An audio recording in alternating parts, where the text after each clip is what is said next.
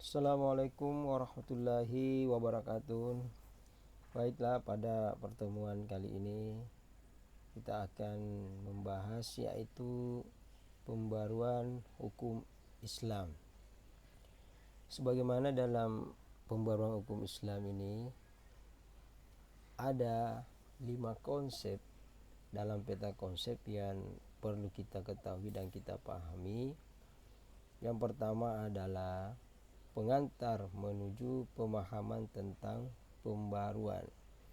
Yang kedua adalah pengertian pembaruan Islam. Nah, yang ketiga adalah ruang lingkup pembaruan hukum Islam. Dan keempat adalah tujuan pembaruan hukum Islam. Dan yang kelima adalah kodifikasi hukum Islam sebagai bentuk pembaruan hukum Islam. Nah, konsep pertama yang perlu kita ketahui bahwa apa sih atau bagaimana pengantar menuju pemahaman tentang pembaruan. Nah, jadi yang perlu kita ketahui dulu di sini adalah apa sih yang maksud dengan pembaruan. Nah, pembaruan itu adalah suatu hal yang mesti terjadi seiring dengan laju perkembangan pemikiran dan kebudayaan yang mengiringi perjalanan manusia, sehingga manusia yang tidak memahami dan mengikuti pembaruan yang terjadi itu akan tergores atau tergerus oleh kecepatan laju perkembangan ilmu pengetahuan, teknologi dan seni, yang mana semakin lama semakin cepat semakin kompleks. Nah, sehingga karena itulah mau tidak mau itu manusia yang ingin mempertahankan nilai-nilai luhur seperti ajaran agama dan pemikiran keagamaan itu harus menerima dan mengikuti pembaruan.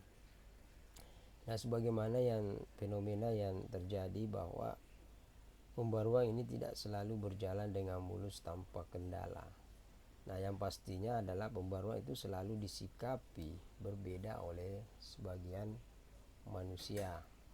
Nah, ada yang menyambutnya dengan positif, menerima, atau ada juga yang menyikapinya dengan sinis atau menolak. Nah, artinya bahwa sebagian manusia itu ada yang pro terhadap pembaruan dan sebagian lainnya kontra terhadap pembaruan.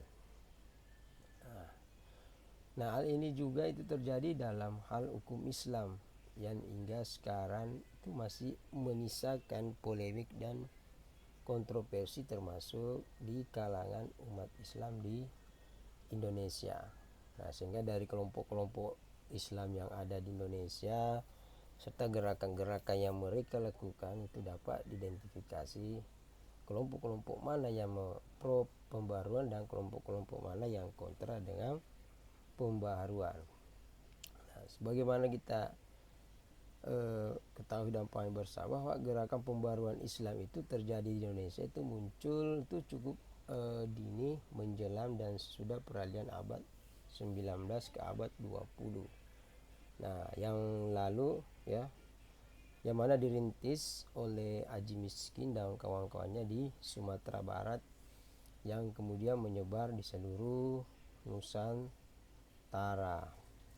Nah, sehingga gerakan pembaruan Islam ini terjadi di berbagai belahan dunia Islam yang dimulai dengan munculnya tokoh-tokoh pembaruan Islam yang sangat terkenal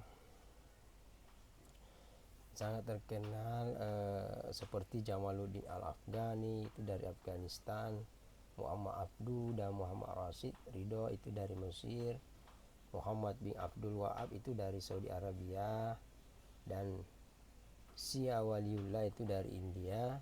Nah, itu. Sehingga dalam hal ini bahwa gerakan pembaruan Islam ini yang berskala nasional itu adalah yang dilakukan oleh organisasi Muhammadiyah. Jadi yang dilakukan oleh organisasi Muhammadiyah berkat diterapkannya metode dan konsep modern. Nah, itu biasa dikatakan konsep barat. Nah, jadi dalam organisasi yang peranatanya dan aktivitas-aktivitasnya, sehingga program-program kegiatan Muhammadiyah terutama di bidang pendidikan adalah penyerapan yang berhasil dari konsep pendidikan modern yang sebelumnya telah diperkenalkan oleh pemerintahan kolonial Belanda, yaitu dengan melalui sistem sekolahnya. Sehingga di dalam perkembangan selanjutnya pembaruan yang dilakukan oleh Muhammadiyah itu mengalami kesuksesan sampai oleh Nur Khalis Majid.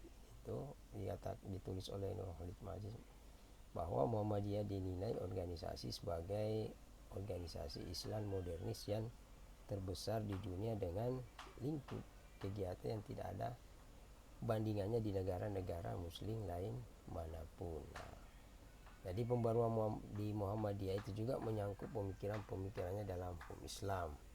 Tidak sedikit hasil keputusan Majelis Tarjih atau lembaga penetapan hukum Muhammadiyah itu menunjuk hal-hal tersebut, ya, seperti dalam hal bahwa gerakan pembaruan di Indonesia juga dilakukan oleh organisasi Islam selain Muhammadiyah seperti gerakan Al-Irsyad, organisasi Islam di kalangan keturunan Arab, dan gerakan Persatuan Islam Persis yang didirikan oleh Hasan yang berpusat di Bangil dan Bandung. Nah, sementara juga gerakan kelompok Islam terbesar di Indonesia yakni Nahdlatul Ulama yang semula dicap sebagai tradisionalis bahkan konservatif, nah pada akhirnya juga tidak bisa melepaskan diri dari upaya pembaruan. Nah, selanjutnya adalah pengertian pembaruan hukum Islam, ya. Jadi di sini adalah pengertian pembaruan hukum Islam. Nah, secara etimologis kata pembaruan itu sering juga disebut pembaharuan atau berasal dari kata dasar baru yang berarti belum pernah ada sebelumnya. Nah, atau belum pernah didengar ada sebelumnya itu. Atau belum juga lama selesai. Nah, dalam Kamus Bahasa Indonesia. Nah, sehingga dari makna-makna ini itu dapat dipahami bahwa pembaruan berarti itu adalah suatu proses, cara atau perbuatan memperbaharui sesuatu seperti pemikiran, kebudayaan, peradaban, dan lain-lain. Nah, namun di dalam bahasa Arab, kata yang digunakan untuk menyebut yang namanya pembaharuan itu adalah kata tajdid, ya. Jadi kata tajdid yang berakar pada kata kerja jadada yujadidu. Nah, yang berarti memperbaharui, menjadikan baru atau menjadi baru lagi. Nah, sehingga kata ini berakar pada kata jadid yang berarti baru, sehingga kata tajdid itu berarti pembaruan atau pembaharuan. Nah, ada kata yang semakna dengan kata tajdid adalah tajaddada dan istijaddah, atau lawan dari kata jadid yang dikatakan jadid itu adalah baru adalah khalid atau usan, dan balia adalah rusak. Nah, sehingga dengan demikian dapat dipahami bahwa pembaruan atau tajdid itu secara etimologis adalah memberikan gambaran tentang terkumpulnya tiga arti yang saling terkait, yakni pertama adalah bahwa sesuatu yang diperbarui itu telah ada permulaannya dan dikenal oleh orang banyak. Nah, yang kedua bahwa sesuatu itu telah berlalu beberapa waktu kemudian usang dan rusak. Dan ketiga adalah sesuatu itu telah dikembalikan kepada keadaan semula sebelum usang dan rusak. Nah, sehingga dalam Arun Nasution itu menyebut bahwa pembaruan dengan kata yang lebih populer ini yakni modernisasi, ya, ke dalam bahasa Inggris modernization, ya itu. Nah, sehingga menurutnya dalam masyarakat barat modernisasi itu mengandung arti pikiran, aliran, gerakan dan usaha untuk mengubah paham-paham, adat-adat istiadat, institusi lama dan sebagainya agar semua itu dapat disesuaikan dengan pendapat dan keadaan-keadaan baru yang ditimbulkan ilmu pengetahuan modern. Nah, yang selanjutnya adalah yaitu ruang lingkup pembaruan hukum Islam. Nah, Sebagaimana sudah dijelaskan di bagian depan bahwa hukum Islam itu didasarkan pada dua sumber pokok, yakni Al-Quran dan Sunnah. Sudah dibahas sebelum-sebelumnya, yang mana dua sumber pokok ini itu bersifat mutlak, yakni tidak dapat berubah, tidak bisa dikurangi dan tidak bisa ditambah. Nah, yang bisa dilakukan adalah melakukan interpretasi yang mungkin berbeda-beda terhadap kedua sumber pokok tersebut, antara Al-Quran dan Sunnah. Nah, metode atau cara yang ditempuh untuk melakukan interpretasi atau penafsiran tersebut itu kemudian dikenal dengan istilah ijtihad. Jadi interpretasinya itu dikenal dengan ijtihad. Nah, hukum Islam yang didasarkan pada hasil ijtihad ini itu bersifat relatif. Artinya tidak mutlak benar dan tidak tetap, sehingga dimungkinkan terjadi perubahan dan penyesuaian seiring dengan perubahan atau pembaruan pemikiran manusia. Nah, sehingga sejarah telah membuktikan bahwa umat Islam itu sudah banyak mengisi dinamika perubahan pemikiran khususnya dalam hukum Islam. Nah, selanjutnya adalah tujuan pembaruan hukum Islam. Jadi tujuan pembaruan hukum Islam sini dikatakan bahwa di dalam era teknologi informasi sekarang ini, umat manusia itu sulit untuk menghindar dari hasil-hasil teknologi modern. Nah, komunikasi yang dulu dibatasi waktu dan tempat, nah ini sekarang ini hampir menyediakan sekat waktu dan tempat tersebut. Nah, komunikasi bisa dilakukan dalam tempat yang berjauhan dengan waktu yang sama dengan media, berbagai media yang digunakan ya. Nah, begitu juga meluasnya pengguna internet sampai ke daerah-daerah pedesaan itu berpengaruh besar terhadap pola pikir dan perilaku masyarakat pada umumnya dan umat Islam itu juga pada khususnya. Di era teknologi informasi dan komunikasi itu biasa dikatakan TIK ini seperti itu menimbulkan perubahan-perubahan besar dalam segala bidang kehidupan manusia. Nah, sehingga jika sebelumnya kekuatan seseorang atau suatu negara itu sangat tergantung pada kekuatan persenjataan yang dimiliki, nah maka sekarang kekuatan itu tidak semata-mata tertumpu pada persenjataan, tetapi bisa juga karena kecanggihan teknologi yang dikembangkannya. Nah, misalnya dalam 3 negara Asia yaitu adalah Cina, Jepang, dan Korea Selatan itu sudah mulai diperhitungkan oleh negara-negara kuat Eropa dan Amerika Serikat. Nah, mengingat keberhasilan 3 negara itu dalam mengembangkan kekuatan teknologi yang kemudian mendongkrak kemajuan ekonomi dan perdagangan yang sangat dahsyat. Nah, sehingga dalam Allah menurunkan Al-Quran sebagai kitab suci dan sumber hukum pokok bagi umat Islam ini yang berlaku sepanjang hayat hingga akhir nanti. Jadi dengan Al-Quran inilah Islam menjadi agama yang lengkap, universal dan rahmatan lil alamin. Sehingga dengan karakteristik seperti inilah Islam tentu harus dapat menjawab semua permasalahan umat manusia yang ada, dan akan timbul akibat kemajuan ilmu pengetahuan dan teknologi tersebut. Nah, selanjutnya terakhir adalah kodifikasi hukum Islam sebagai bentuk pembaruan hukum Islam.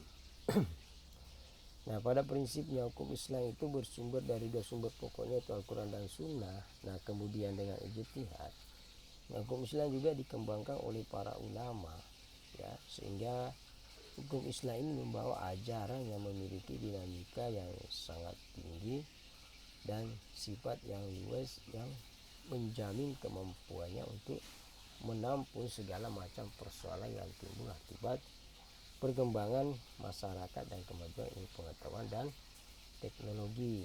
Nah, sehingga dengan demikian, di samping sebagai konsep ilahi yang mengajarkan tentang kebenaran, hukum Islam juga menjadi pedoman hidup dan penuntun manusia dalam segala aspek kehidupannya.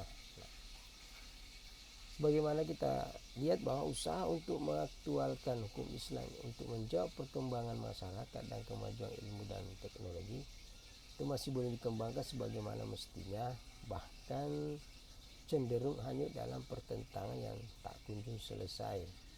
Nah, sehingga untuk beberapa abad itu belum dapat diwujudkan karya nyata mengenai hal tersebut. Nah, hukum Islam yang semula hanya bersumber pada Al-Quran dan Sunnah mulai berkembang eksistensinya, keberadaannya. Nah, seiring dengan kompleksnya permasalahan yang dihadapi umat Islam. Nah, disinilah mulailah disusun kitab-kitab fikih yang berisi kajian dan sekaligus pedoman bagi umat Islam untuk menyelesaikan persoalan-persoalan yang mereka hadapi sehari-hari. Nah, dalam perkembangannya itu tidak semua persoalan manusia, khususnya umat Islam, bisa dicari rujukannya dalam kitab-kitab fikih tersebut. Nah, sehingga diperlukan kajian ulang terhadap beberapa putusan dalam kitab-kitab tersebut yang tidak relevan lagi dengan merujuk lagi kepada sumbernya yang asli, yakni Al-Quran dan Sunnah.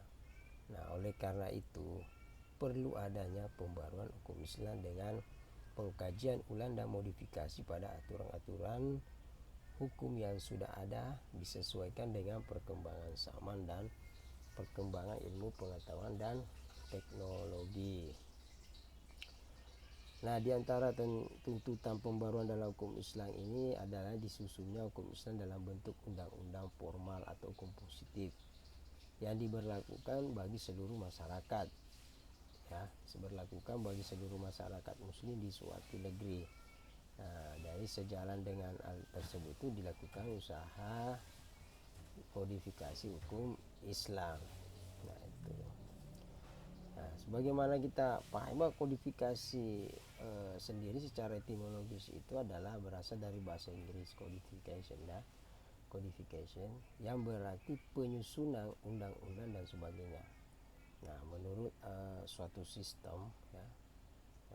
Nah, secara terminologinya adalah kodifikasi berarti himpunan berbagai peraturan menjadi undang-undang.